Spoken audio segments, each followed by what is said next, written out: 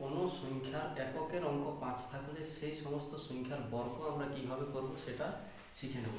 ধরে নাও এখানে 15 এককের অঙ্ক আছে 5, এর বর্গ কিভাবে করব?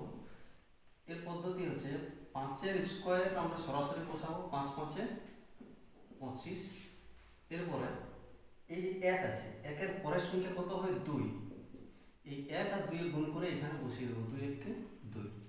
এটা হয়ে গেল 15-র বর্গ। এরপরে দেখে নাও 25,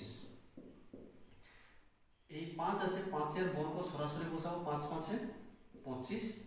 এরপরে 2 যেটা হয়, 2-এর পরের সংখ্যা কত হয়? 3। তাহলে 3 দুগুণে 6 আমরা এখানে সরাসরি বসিয়ে দেবো।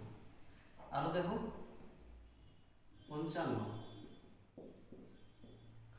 এই 5 5 25 বসাবো, আর 5-এর পরের সংখ্যা কত হয়? 6। তাহলে 5 আর 6 গুণ করে 5 6 30 এখানে বসিয়ে দেবো।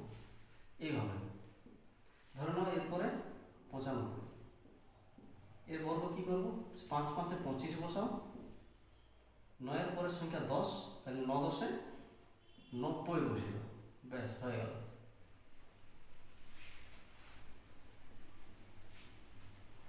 এরপরে আরো করো 105, তাহলে 5 5 25 বসাও, 10 10-এর পরের সংখ্যা কত হয়? 11, 10 ইন্টু 11 গুণফল কত হয়?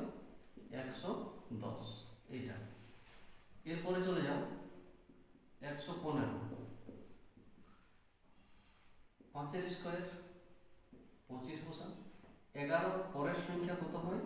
12, তাহলে 11 12 গুণ করে 132 বসিয়ে দাও, এইটা হয়ে গেল। তো এইরকম ইন্টারেস্টিং ভিডিও নিয়ে আবার